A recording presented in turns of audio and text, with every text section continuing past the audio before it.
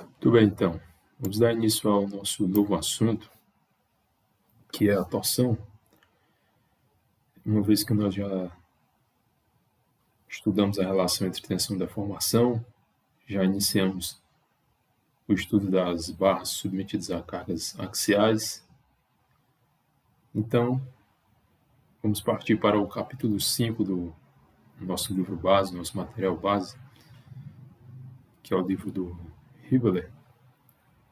E o objetivo deste capítulo 5, que fala sobre torção, é que, na verdade, nós vamos discutir os efeitos da aplicação de uma carga de torção em um dado elemento, que seja longo e reto, por exemplo, um eixo ou um tubo. No caso, é mais para barras e tubos para a gente. Você pode notar que em algumas apostilas ou materiais ou livros de resistências materiais, eles trazem o tema de eixos, né? Mas para a gente que está ligado à construção civil, a engenharia mais da parte civil mesmo, não nos interessa tanto estudar eixos. Eixos é um assunto que se estuda bem mais, inclusive aprofundado na engenharia mecânica, no qual eles vão projetar eixo de máquinas e motores, etc.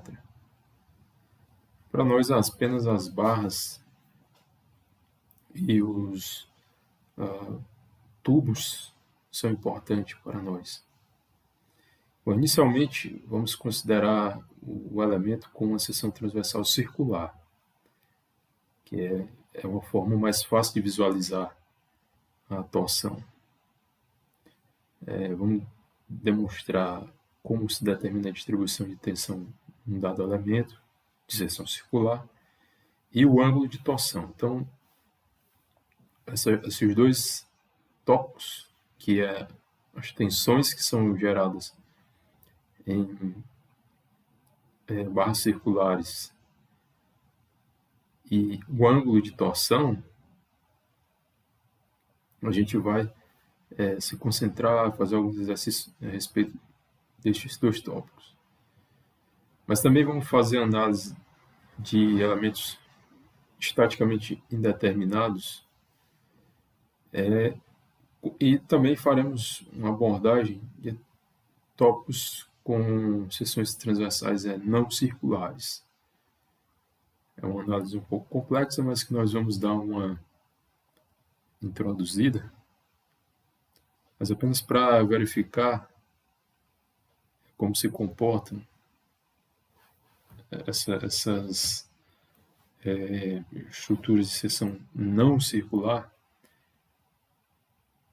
no caso devido à torção. E por que é importante estudar barras ou estruturas de seção não circular?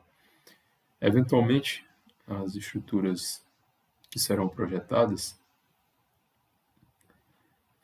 na construção civil, elas terão seção não circular e estarão submetidas à torção, quais sejam vigas, o perfil metálico de aço ou concreto, enfim. No caso de seção não circular. E há uma consideração específica neste livro que faz esta abordagem, e a gente vai ver ao final deste capítulo. Então, em primeiro lugar, vamos dar algumas definições de torção e alguns conceitos para que nós possamos entender a matéria. Bom, então, em primeiro lugar, neste tópico da formação por torção de um eixo circular, nós vamos iniciar com o conceito de torque. Então, o que seria um torque? O torque é um elemento o torque é um momento que tende a torcer um elemento em torno de um eixo longitudinal. Esse efeito é uma preocupação muito importante, vamos assim dizer, no projeto de máquinas, por exemplo, ou na, vamos dizer, na avaliação de cargas em estruturas estáticas. E é importante, por isso, determinar a tensão e a deformação que ocorrem nestes elementos quando sujeito à carga de torção. Bom, então, se o eixo for fixado por uma das extremidades e um torque for aplicado a outro, o plano da figura a qual nós vemos, deixa-me ver,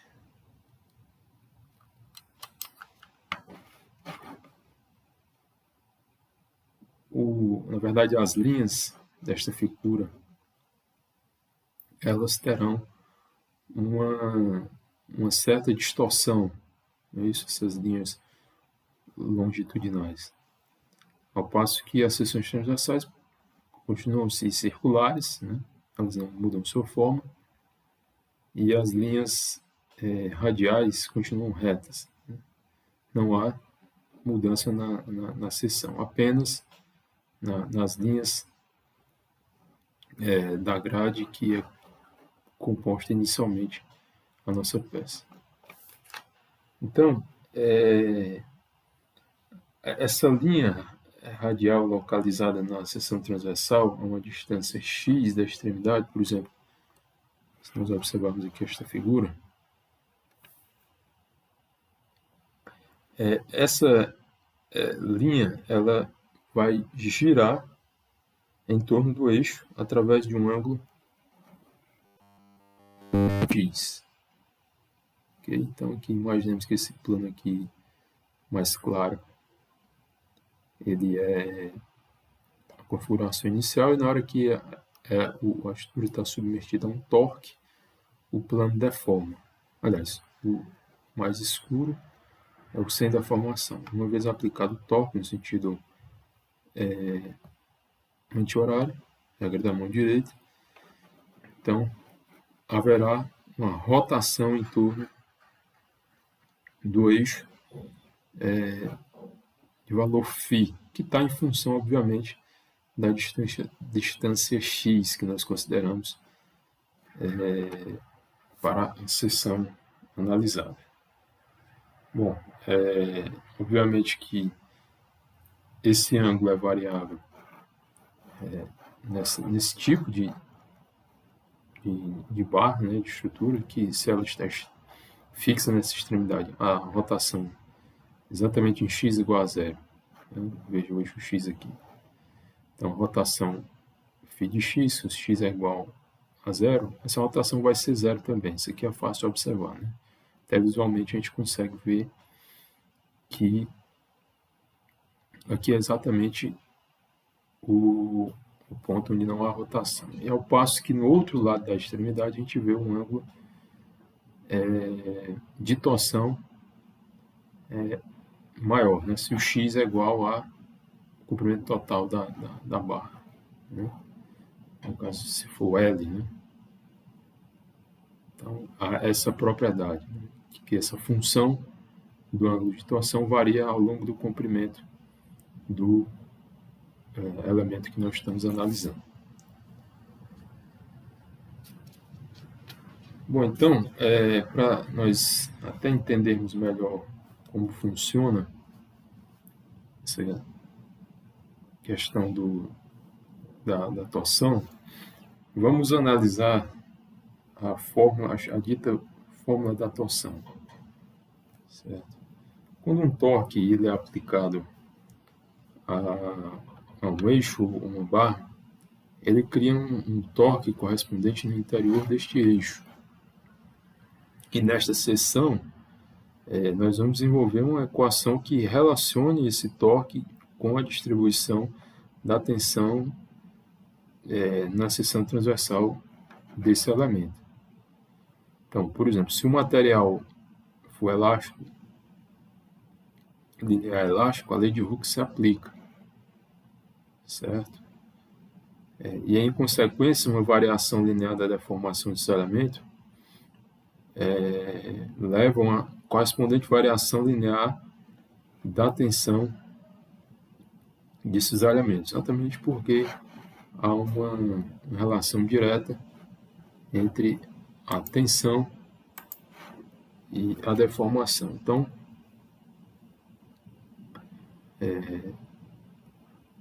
a tensão que se desenvolve é uma tensão de cisalhamento, vamos chamar de tal, o módulo G, que é o módulo de cisalhamento, vezes o gama, que é a deformação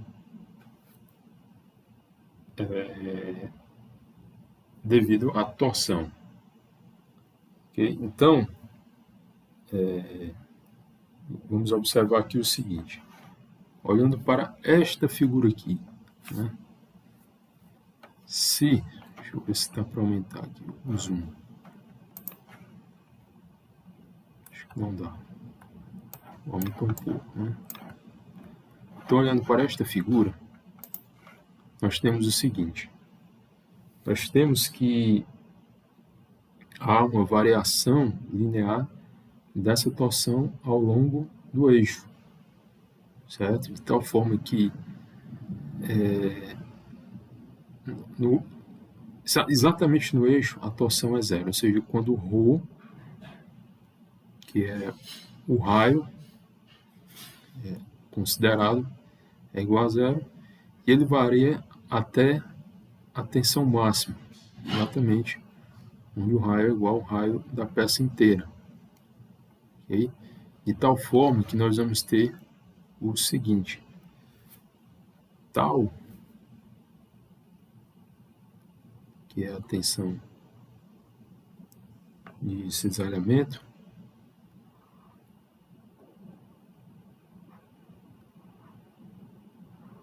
vai ser uma parcela da tensão de cisalhamento máxima.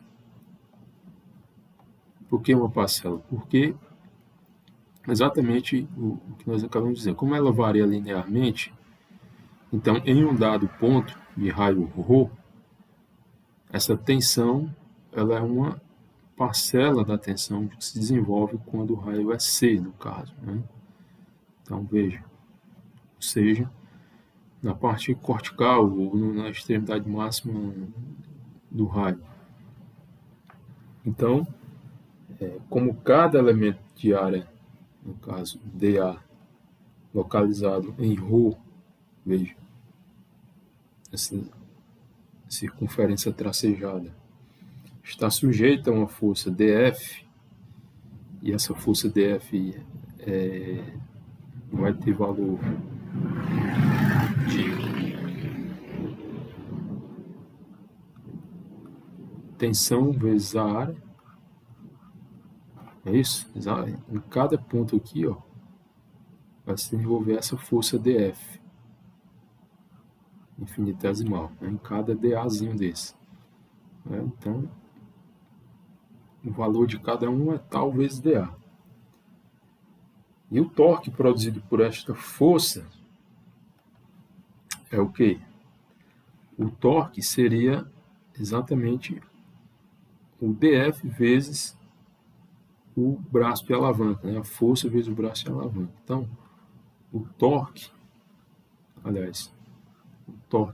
correspondente, né, à força infinitesimal na área infinitesimal vai ser igual a distância da aplicação da força, no caso ρ, não é isso? Se ρ está aqui, que é essa distância do eixo até a linha perpendicular de ação da força, é isso? Eu vou ter o torque. Nada mais do que um momento, né? Bom, se essa força dF, como a gente calculou lá em cima, ela é igual a tal dA, então, para nós calcularmos esse torque, nós vamos ter que fazer o seguinte, temos que integrar esta equação do torque. Então, vai ser uma integral de área, é isso, ρ tal dA, ok? Mas aí nós já temos a definição de quem seria o tal, né? Ou seja, a tensão num dado ponto de raio ρ, distância ρ, que é ρ dividido por C vezes a tensão máxima. Seria uma porcentagem da tensão máxima.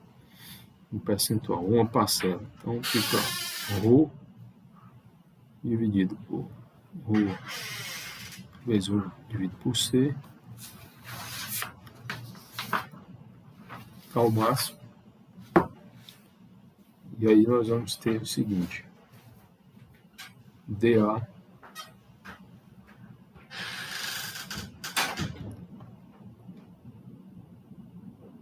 e o que sobra aqui pra gente, né? Vamos fazer aqui embaixo. Esse torque, considerando que tal máximo é uma constante e o C, né, que é o raio máximo, também é constante, então eles saem da equação e fica T igual a tal máximo, tensão máxima de cisalhamento, dividido por C vezes a integral de área do raio ρ ao quadrado dA. É isso? Bom, então essa integral ela representa o momento polar de inércia, que é aquilo que a gente vê lá na mecânica mecânica vetorial, né? Mecânica geral, mecânica básica. Se vocês não estão lembrados, vejam lá a definição de momento estático, ou momento de primeira... Aliás, momento estático não, momento de segunda ordem é o momento de inércia, né? No caso aqui é o momento polar de inércia, certo? Que nada mais é do que aquela expressão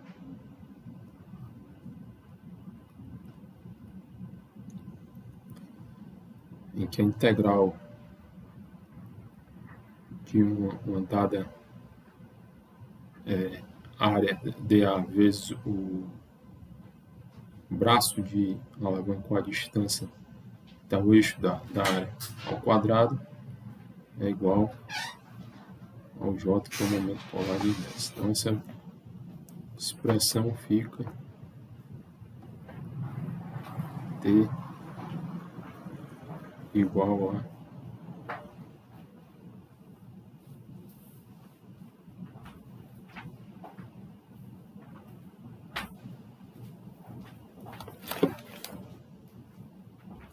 tal máximo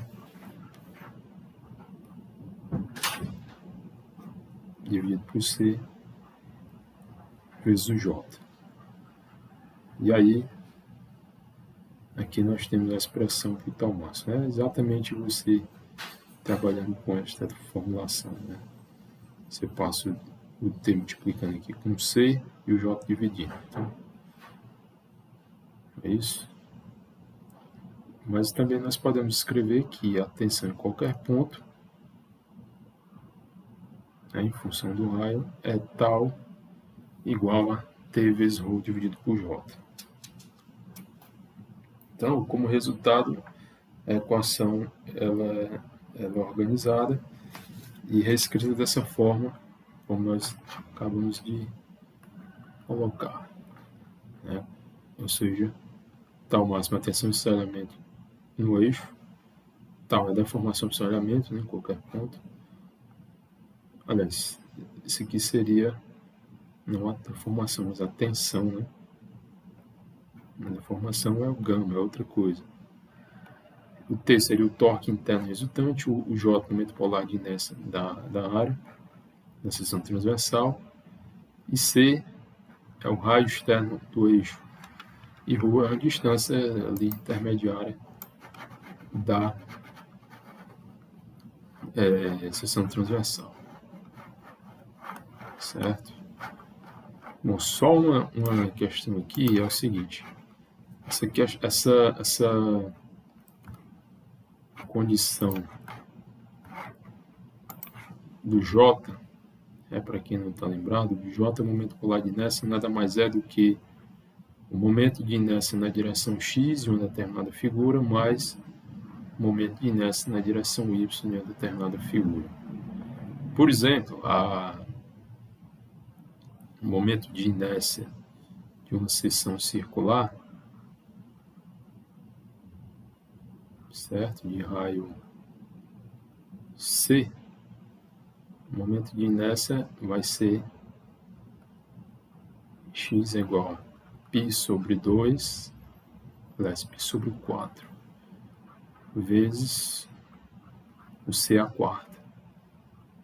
E o momento de inércia na direção y, né, também é igual. Né? A figura é toda simétrica, não vai mudar. Então, o nosso J, né, é a soma desses dois aqui. Π sobre 4, C a quarta vezes 2. Né? No caso, ele se soma, então o momento polar de inércia na seção circular vai ser π sobre 2, C a quarta. Só a título de informação, para a gente conseguir continuar aqui com nossa explicação.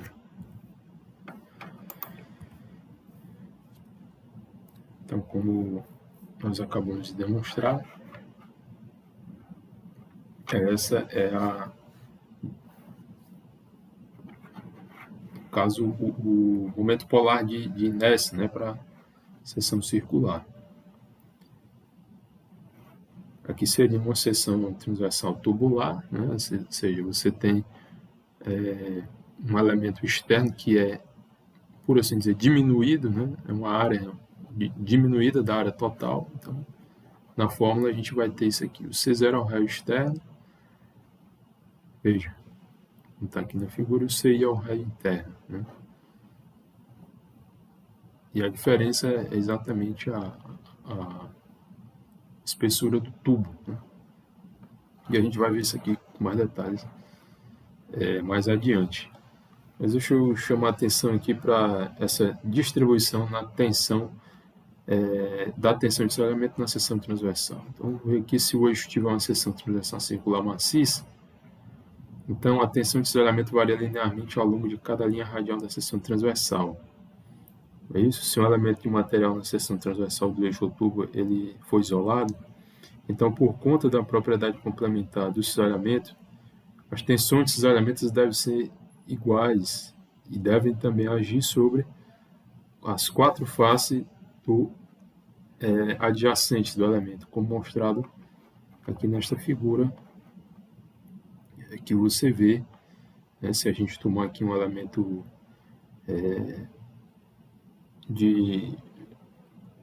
unitário cúbico, né, então a gente vai, o elemento infinitesimal cúbico, a gente vai ver essa distribuição de tensão no elemento. Como resultado, o torque interno desenvolve uma distribuição linear da tensão de cisalhamento ao longo de cada linha radial no plano da área da seção, e também uma distribuição de tensão de cisalhamento associada é desenvolvida ao longo de um plano axial. Então veja, né? Essa figura vai mostrar isso de forma gráfica que eu acabei de dizer. Ou seja, ao longo da seção transversal, a gente tem aqui o desenvolvimento de uma tensão que se comporta variando de 0 até máximo, que é o raio externo. E também na seção longitudinal da barra, a gente tem a mesma distribuição de tensão, né? Da forma que está cortada essa barra, a gente consegue visualizar isso. O mesmo comportamento, né, a gente consegue observar quando nós abordamos uma seção transversal tubular. É isso? Então, essa distribuição ela varia linearmente também. Claro que aqui um material, aliás, não há presença de material, é isso? Aqui é uma seção oca, mas a partir do momento em que a gente começa a ter a parede, essa tensão mesmo assim varia linearmente, certo? E aí, ó, aqui a gente consegue observar o que acontece em termos de tensão ao longo da peça, né? A gente desenvolve aqui uma tensão, cisalhamento longitudinal e outra transversal ao eixo do elemento, certo? Isso, talvez não tenha ficado claro, mas esta figura A de cada uma das duas acima, ela quer dizer o seguinte: então, se a gente pega um elemento cúbico na seção, esse torque, obviamente, eu estou ampliando, por exemplo, este tubo aqui, certo? Então, este torque ele vai ser desenvolvido. Vou melhorar aqui a geometria, né? Tentar fazer um cubo mais perfeito.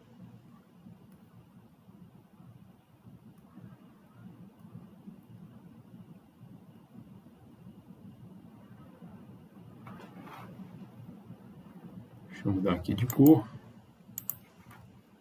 Então, esse torque que atua na seção transversal produz uma seção de cisalhamento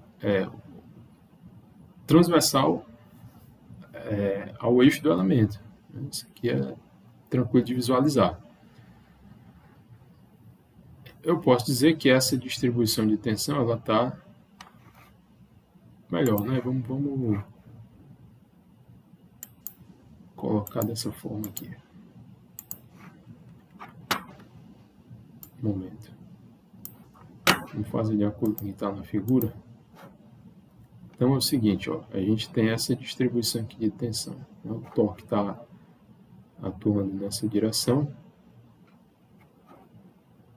E aí, ó, o cisalhamento representado por essa seta. Então, lembram lá da distribuição de tensão num elemento infinitesimal? Ela é assim, né? O cisalhamento.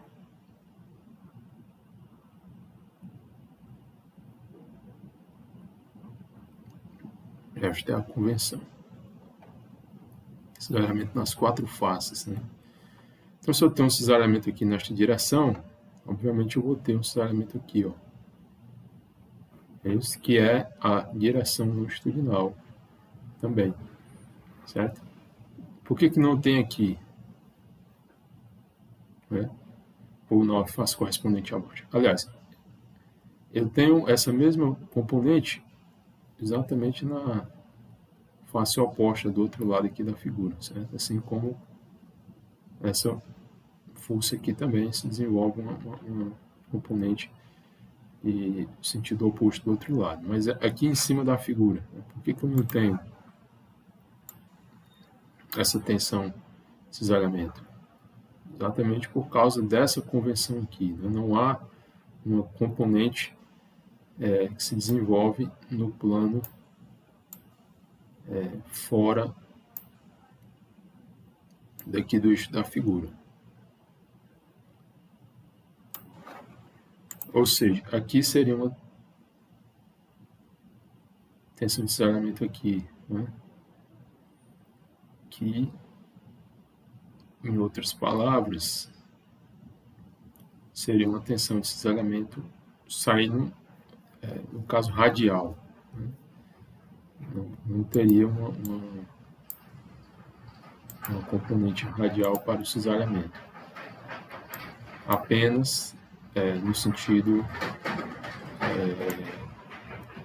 transversal, né, tangente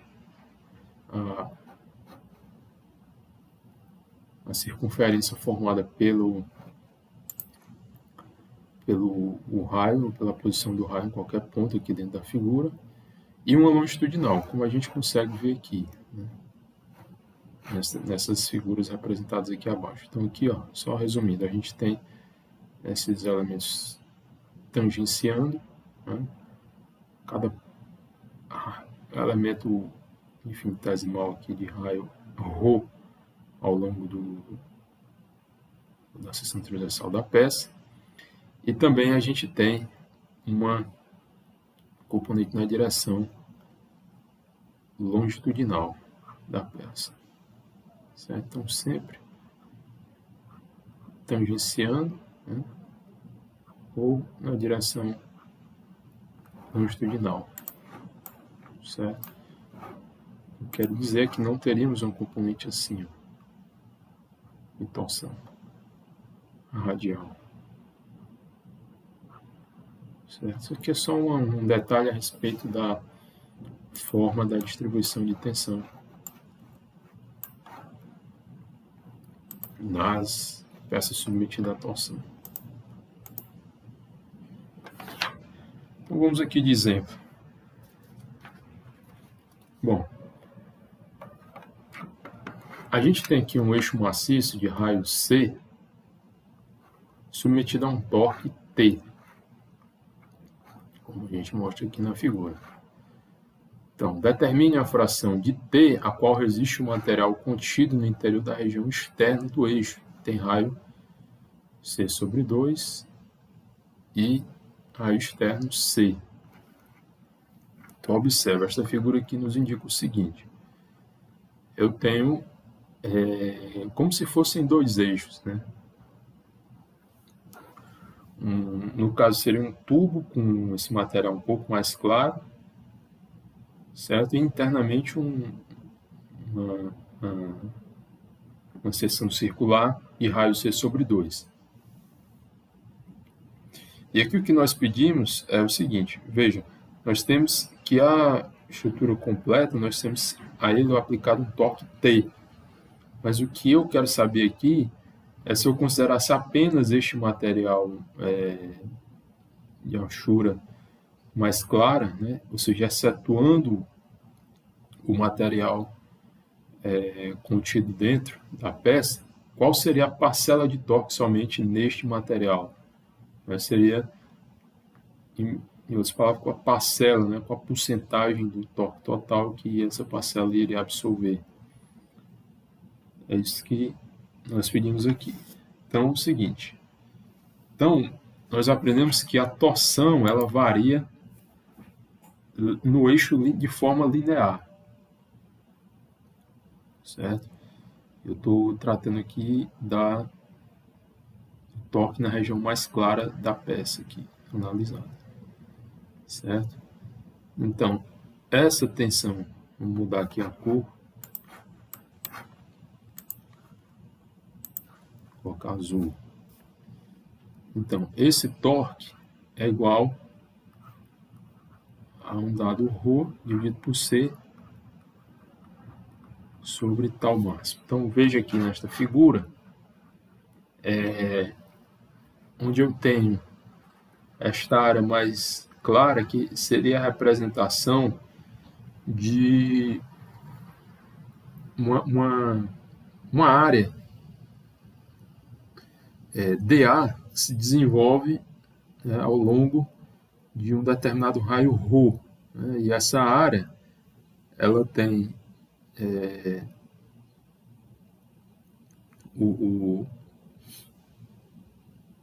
a largura dρ, certo? E também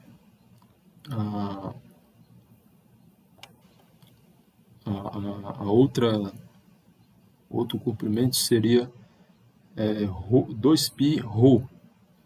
Isso vai ficar mais claro quando a gente fazer o resto da questão aqui. Mas veja, é o seguinte que eu quero dizer. Bom, eu vou desenvolver aqui nessa figura um torque que é T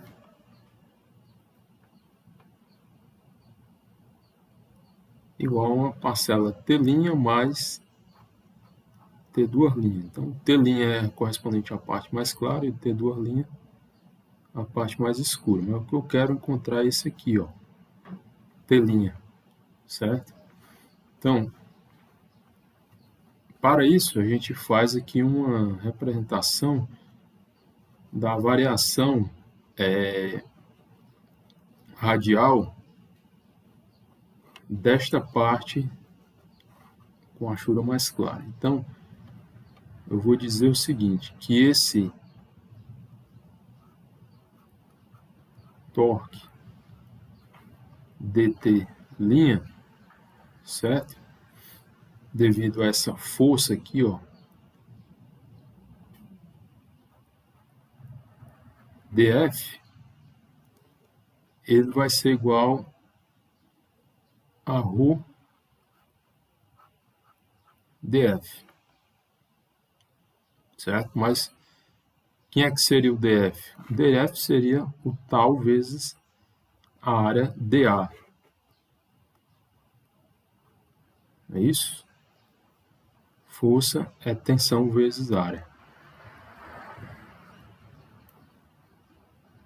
Ok? Bom, então, esse tal aqui, eu já posso substituir aqui pela formulação geral, né? Que considera como se ela fosse uma parcela da tensão máxima. Então, a gente pode estar substituindo aqui, ó, o dt',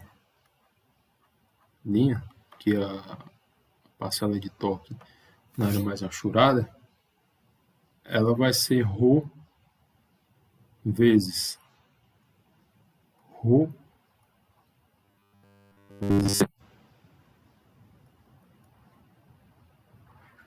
vezes tal máximo dA. É isso? E aí, quem é que seria o dA? É o seguinte.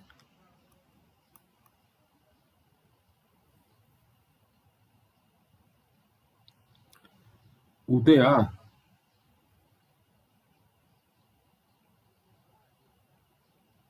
seria esta parcela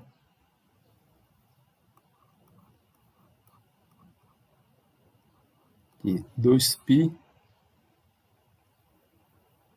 vezes o ρ vezes a espessura de ρ. Esse TA seria toda esta região mais clara aqui, ó. Certo?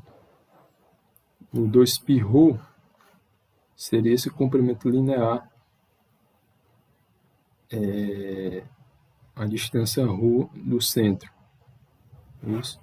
E o dρ é a espessura, como a gente vê aqui, desse anel mais claro. Certo? Então, esse torque seria, vamos colocar direto aqui, né? Ρ ao quadrado. Aliás, vamos organizar devagarinho. Vamos organizar devagar aqui. A gente tem 2π tal máximo. Isso é constante, certo? O C também é constante.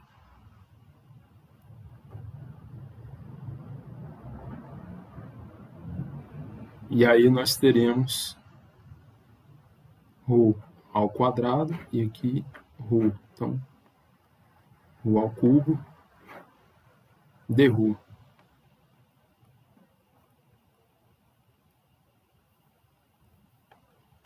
Isso, então, fazendo a integral desta equação, nos sobra o quê? 2π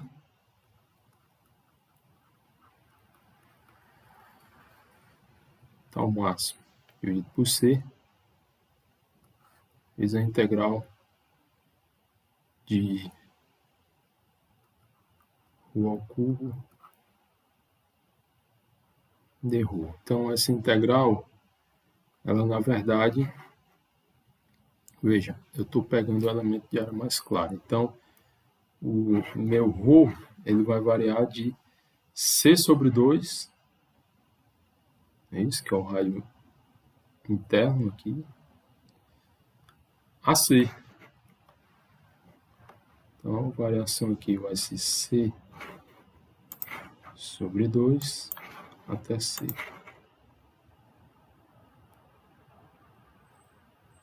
Esse raio, é isso? Então, o que nós vamos ter aqui, ó? Vamos lá. O torque, portanto, vai ser 2π vezes tal máximo dividido por C vezes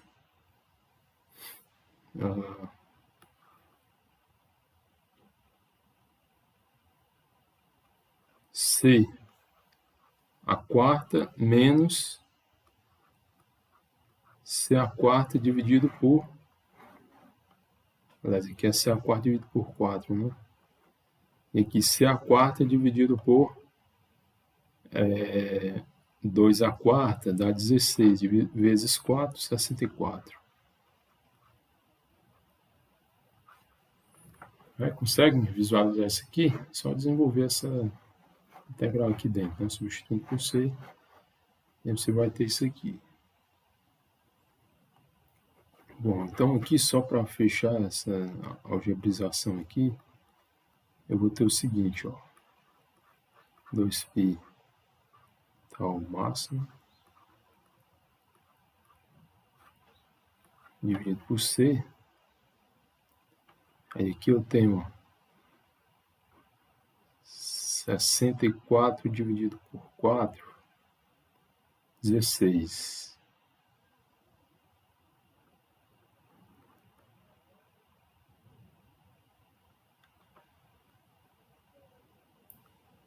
Só que fica assim, ó.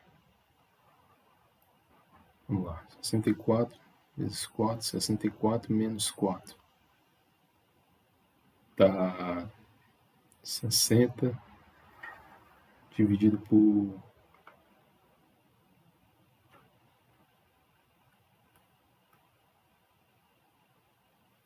que fica assim, ó. 64 menos 4 vezes 64 vezes 4. Que dá 60. 60 dividido por 4 dá 15.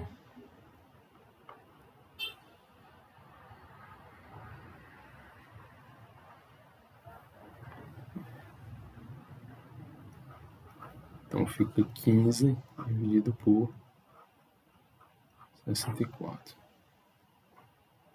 Aí esse 15 aqui, multiplicar com 2. Vou fazer assim, ó. 15 dividido por 64, C a quarta. E aí o torque, esse, ó, 15 vezes 2, 30, dividido por 64. Mas melhor cancelar aqui, né? Pois com 64 fica 15 dividido por 32 π ao máximo. Esse C aqui vai embora com o C aqui, fica C ao cubo.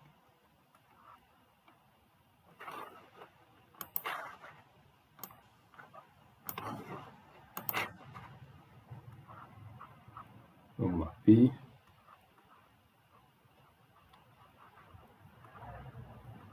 ao máximo C ao cubo. Então essa aqui é a resposta para esta questão, ou seja, o torque correspondente ao trecho mais claro, né? Ou seja, esse anel externo, tem este valor aqui, 15 sobre 32 π ao máximo vezes um raio ao cubo. Obviamente que não pede na questão, mas o torque restante, né, seria a diferença entre o T menos essa expressão aqui. Ok? Então,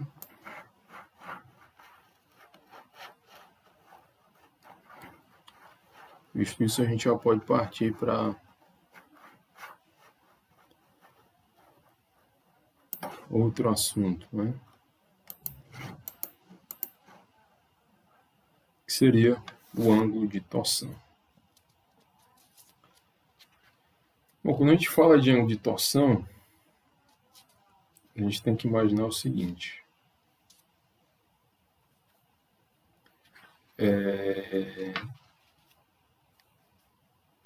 A gente tem que ter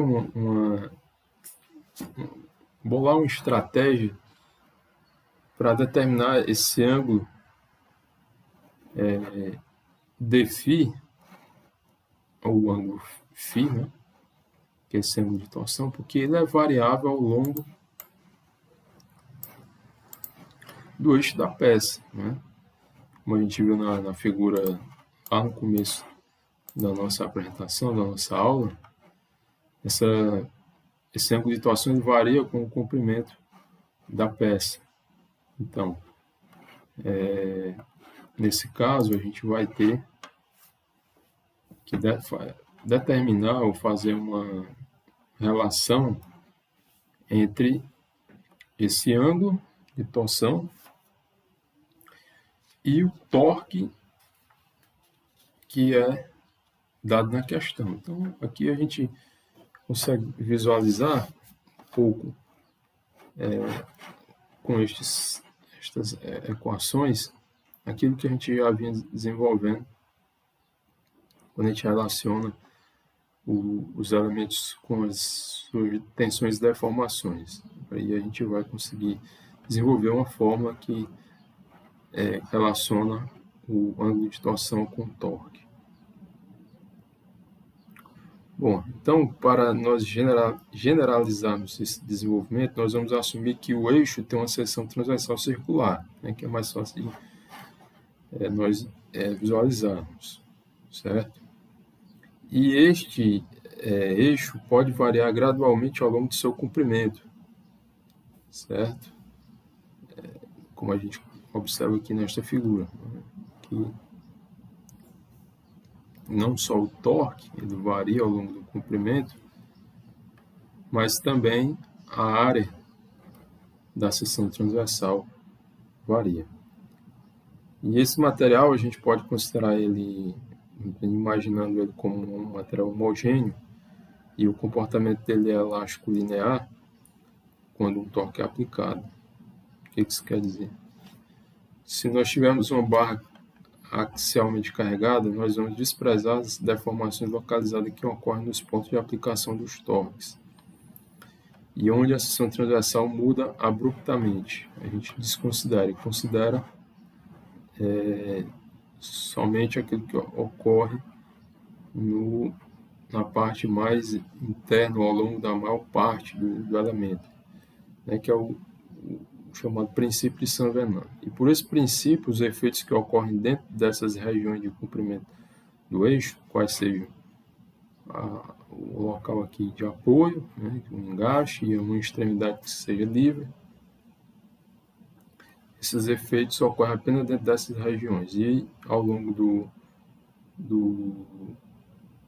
do eixo, né, comporta-se de maneira um pouco mais uniformizada, vamos dizer assim. E aí, os efeitos que acontecem nas extremidades é que não vão ter efeito sobre vamos considerar um efeito não significativo, né, no resultado final, certo? Mas vamos aqui desenvolver esta correlação entre o ângulo de torção e o torque. de uma barra submetida a um torque variável. Então, usando o método das seções, vamos imaginar aqui o seguinte: temos aqui um disco diferencial localizado em uma determinada posição X, certo? Então, esse disco aqui, a gente vai aumentar ele aqui ao lado, a gente pode considerar o seguinte: nessa localização, o torque interno é Tx, certo? Tx. Por que Tx? Porque, vejam, o torque aqui ele foi considerado variável ao longo da peça, certo? De tal forma que eu tenho aqui de um ponto T3, lá intermediariamente T2, ele não diz exatamente qual a distância, mas intermediariamente aqui na extremidade T1, de tal forma que essa distribuição de torção ao longo da peça ela é variável de acordo com a posição X do eixo. Então, uma vez que a carga externa pode fazer que ele mude ao longo do eixo, a gente pode dizer que esse torque interno aqui é Tx. E aí, por causa desse torque Tx, o disco vai girar. No caso aqui vai ter um movimento que podemos apresentar uma rotação relativa de uma das suas faces em relação à outra. E aí, o valor dessa rotação relativa entre uma face e outra, eu vou chamar de dφ, certo? Vamos ampliar ainda mais esta situação, de tal forma que numa face aqui, que essa face interna, né, eu tenho a rotação em comparação com o outro lado do disco de valor dφ, certo? Então, a minha peça rotacionou dφ ao longo do comprimento dx. É isso que essa figura aqui vai nos indicar. Então, como resultado, um elemento de material localizado em um raio arbitrário ρ. Então, veja aqui, ó, um raio interno aqui, ρ, localizado dentro do nosso material, é o que a gente vai considerar. Então, esse elemento vai sofrer uma deformação por cisalhamento de valor gama, certo? Que está representado aqui pela figura. Essa deformação de cisalhamento e dρ são relacionados pela seguinte relação, certo? Então, aqui a gente tem que o gama, que seja esse ângulo aqui, ele vai ser ρ dφ, certo? Vamos pegar aqui esse comprimento, ó. Estou aqui separando esse triângulo aqui.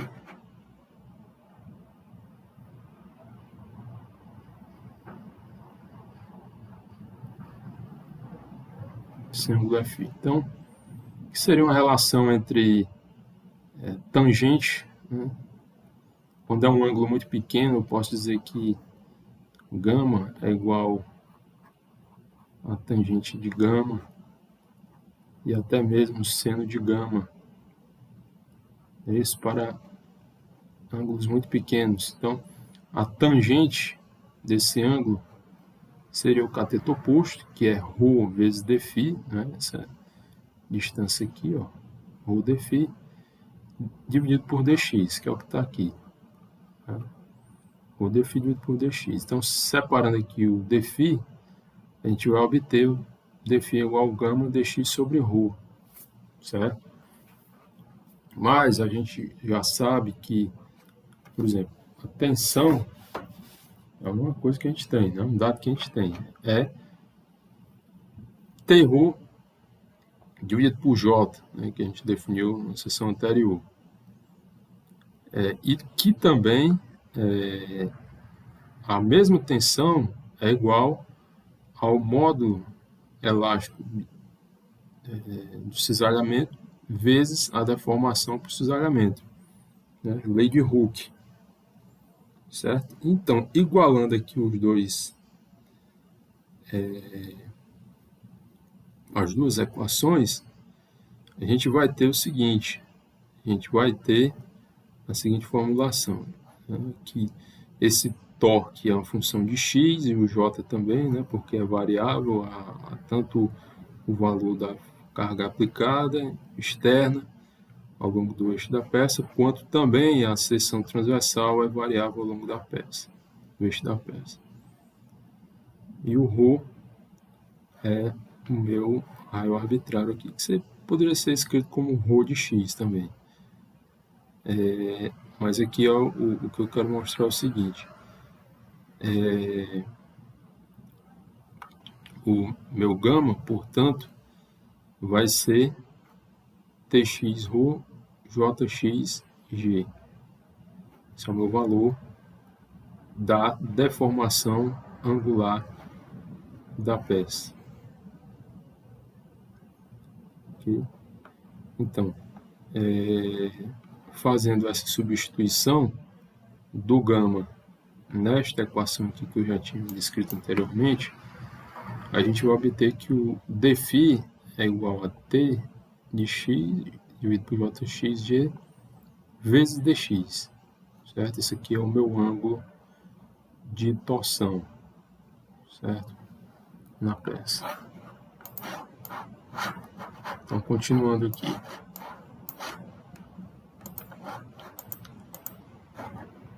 Se a gente integrar esta equação, né, acabamos de desenvolver, em todo o comprimento L do eixo, então a gente vai ter, na direção x, né, integral, a seguinte equação, L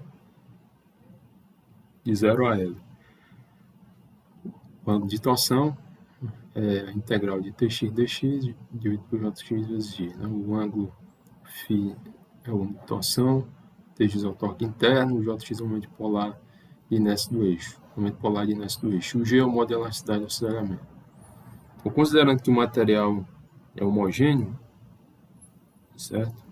G seria constante. Logo, o ângulo de torção seria o T vezes o L dividido pelo J vezes o G. Certo? E a convenção de sinal é determinada pela regra da mão direita da posição da torção. Certo? Essa é a convenção de sinal.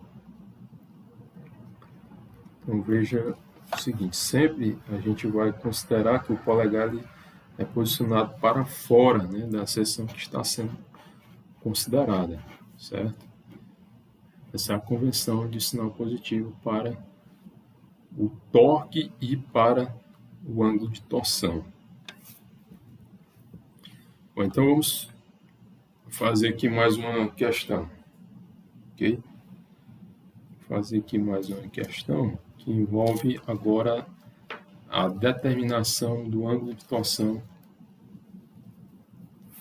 em uma determinada peça. Então, vamos voltar aqui, né? A questão é o seguinte: o eixo cônico mostrado abaixo é feito de um material com modo de cisalhamento G. Determine o ângulo de torção de sua extremidade B quando submetido ao torque. Então, em primeiro lugar, usando lá o método das seções, aliás, nós vamos ter o seguinte, esse exercício, ele pede aqui o ângulo de torção. Ok.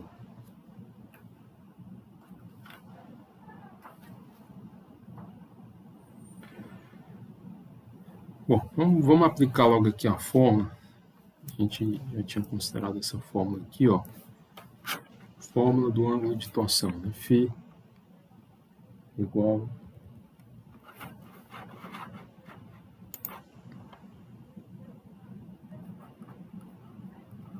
aqui ângulo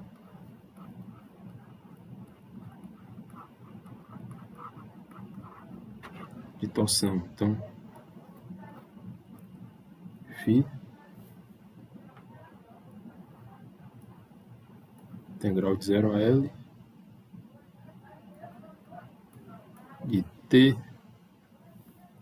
de x dividido por Jx vezes G dx. Fórmula do ângulo de torção. Bom, mas aqui, veja, nós temos um torque aqui que, diferente daquela nossa representação, ele não é variável ao longo da peça, mas ele é constante, né? Então, fazendo aqui o diagrama de corpo livre, a gente teria um torque de valor constante ao longo do eixo, né? Ao longo desse eixo. Ele está sendo localizado, esse torque está sendo localizado exatamente na extremidade, então ele se distribui de forma constante ao longo da peça. Então, esse T de x aqui, T seria uma constante, então a gente pode ficar com essa relação, né? T sobre J, integral de 0 a L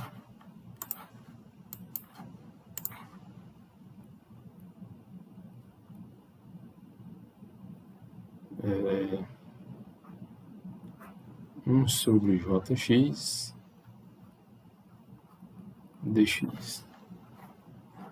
E aí, o que a gente tem que fazer é ir atrás do Jx, é isso? A gente tem que ir atrás do Jx. Bom, aqui é o seguinte. Eu tenho que, como eu já havia mostrado, né, o torque é constante em toda a peça, né? Então, no ponto considerado C, um ponto qualquer, né, dentro do eixo, ponto X, né, de raio C, esse torque também vale T, né? Por isso que ele é constante. Só que aqui nós temos o seguinte, esse plano aqui vai nos indicar um ponto muito importante, que é o seguinte, eu estou atrás do momento de inércia que varia ao longo da peça, né? Isso aqui seria C dividido por, aliás, melhor ainda, né? Π sobre 2 vezes C a quarta. Mas o C, eu quero descobrir quem é esse valor. Certo? Veja, eu tenho C1 e tenho C2. É como se fossem valores de contorno, valores constantes, né? Que não, no caso aqui não varia, que é o raio mínimo da peça e o raio máximo. Mas como a gente quer resolver uma equação para que eu determine o ângulo de torção em qualquer ponto da peça, então esse C aqui ele tem que estar em função, obviamente, de C1 e C2, né, para eu poder, em qualquer ponto aqui, localizar qual seria o ângulo de torção, né, determinar qual seria o ângulo de torção. Então, facilmente a gente consegue determinar esse C como sendo, na verdade, vamos abstrair ele da relação de triângulos que a gente tem, esse triângulo aqui, entre a linha AB e este ponto aqui, né? Então, esse triângulo aqui, ó, de base L, né, altura C2 menos C1, certo? Vai ser o nosso retângulo em questão, certo? Se você não estiver conseguindo visualizar aqui, imagina que essa linha aqui, ó, ela passa no eixo da peça. né? Que é a continuação dela. E se eu espelhar aqui, eu vou ter o outro lado, né? Na figura, que seria isso aqui, né? Que estaria C1 também. Bom, não interessa o outro lado, é só para a gente conseguir visualizar. Então, fazendo essa semelhança de triângulos ali, a gente tem que C2 menos C1, né? Esse lado aqui do triângulo, está para L, assim como C está para X.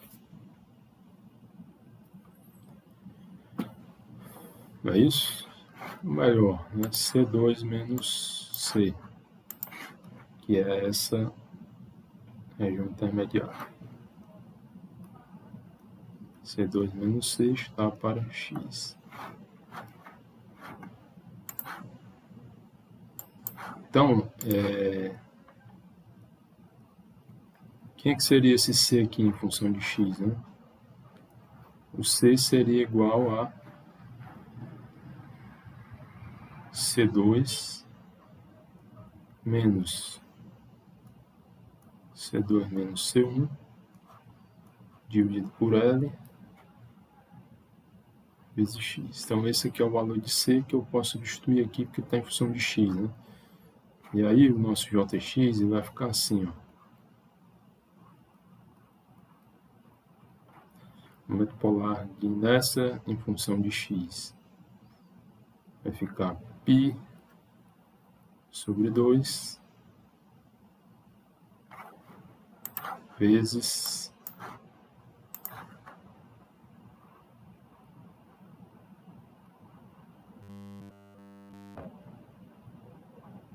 C2 menos, fizer melhor aqui, C2 menos C1 dividido por L vezes X. Então, tudo isso aqui é elevado à quarta, certo? Então, nosso ângulo de torção vai ficar da seguinte forma: T sobre J, aliás, T sobre G, né? Esse aqui é G, que é um material homogêneo, né? Esse G aqui também é constante. E aí eu tenho integral de 0 a L de 1 dividido por π sobre 2 C2 menos C2 menos C1 dividido por L vezes X. Aqui tudo é elevado à quarta dx. É isso? No final das contas, a gente não tem muito tempo para ficar de algebrismos aqui. O que nos interessa é só mesmo indicar como são as estratégias para resolver essas questões. No final das contas, a solução vai ser 2TL dividido por 3π vezes G vezes C2 mais C1 C2 mais C1 ao quadrado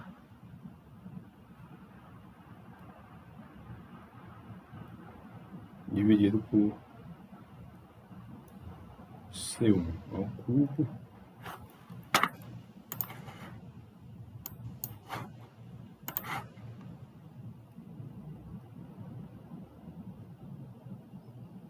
vezes C2 ao cubo.